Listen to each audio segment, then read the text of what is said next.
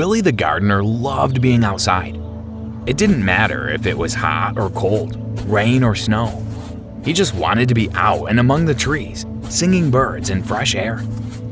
Even if gardening wasn't his summer job, he knew he'd still do it just for fun. One day, while walking in an empty park during his lunch break, Willie spotted the most pristine, perfectly upkept Mandarin Orange Tree standing all by itself. Its leaves were a bright green, and the smell of citrus was everywhere. Willie walked over to the tree and picked an orange from the branch. Then he heard a shriek, as if someone had just been stabbed. Willie jumped and looked around, but saw no sign of a struggle. He shrugged it off and began peeling the orange. He heard more screams, but they were quickly muffled when he took his first bite. Orange juice squirted everywhere. It was the juiciest, sweetest Mandarin orange he had ever tasted. Willie couldn't believe his luck. He wondered to himself where the tree came from. He had never seen it before. Without much of a second thought, Willie decided to take a few more oranges for the road. He started picking more and more oranges when he felt something hit his shoe. He looked down and saw multiple oranges walking toward him and hitting him with their tiny arms. Willie screamed and dropped the oranges.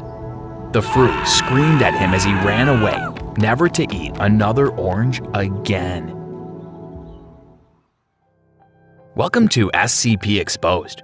Today, we bring you Neutralized Safe Class Subject number 4021, also known as the Mandarin Orange Tree. But before we begin, be sure to hit the like button and notification bell so you don't miss out on any future SCP case. SCP-4021 was a Mandarin Orange Tree belonging to the Citrus reticulata family and stood 7 meters in height, or roughly 23 feet tall. It was regarded for its ability to produce sentient Mandarin oranges. These fruits had senses such as sight, taste, and hearing. They also had limbs which were made of the same non-anomalous material as plant stalk. The oranges could communicate with each other using human mouth-like apparatuses, but the language they spoke was indiscernible. During its life, the fruit was observed to gather around the tree daily in a form of worship. 4021 produced these sentient oranges in waves, with no more fruit grown until the previous group had expired and fully rotted, completing what is referred to as the burial ritual. This process took anywhere from 6 to 7 weeks. When one of the oranges expired, it was noted the other oranges would pick up the dead subject and bury it under the tree. SCP-4021 was kept in a Size 1 anomalous greenhouse with multiple beds for use by the oranges. 4021 required misting using distilled water for 1 hour daily. Personnel with Level 1 clearance or higher were authorized to interact with the tree and its fruit. The Mandarin oranges showed a deep interest in gardening, tending to only the fruit crops in its containment cell. Due to this, the Foundation provided the oranges with seeds from assorted fruits in order to keep the SCP content, as well as for research purposes. In a project addendum spearheaded by Dr. Alan Fidd, a study of 6 different tests were conducted on SCP-4021's fruits to learn how they would react to various objects. During Test 1, the Mandarin oranges were brought a packet of orange plant seeds. The fruit recognized the seeds and began planting and tending to the crop. The next object was one live rabbit, along with an empty metal cage. The oranges struggled performing this task, taking over 30 minutes to contain the rabbit in the cage. Afterward, the oranges ignored the rabbit altogether. Test 3 included a glass of store-bought orange juice. Upon seeing the drink, the oranges went into a state of extreme distress. For Test 4, the oranges were introduced to 2 ladybird beetles. The oranges showed signs of great interest and watched the beetles intently. For Tests 5 and 6, the oranges were given items from the test subject itself, such as a leaf picked from one of its branches, and even a decapitated Mandarin orange grown from the SCP. Information regarding the outcomes of these last 2 tests has been redacted. A few days after the testing completed, behavioral changes were noticed among the SCP's fruits. These effects were taken note of by Dr. Fidd. April 22, 2015. Proportionally less conversation and overall activity has been noticed between the SCP-4021-2 instances. It has also been noticed that SCP-4021-2 have not been tending to the crops within their containment chamber as often as usual. May 3, 2015. The population of SCP-4021-2 instances has decreased to 13, despite sufficient time having elapsed for SCP-4021-1 to produce further offspring. The cause for this is currently unknown. May 28, 2015. SCP-4021-2 instances have been observed spending a significantly increased amount of time near the entrance to the containment area.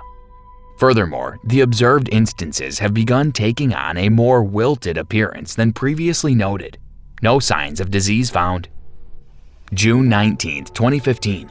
The population of SCP-4021-2 instances has again decreased to 9.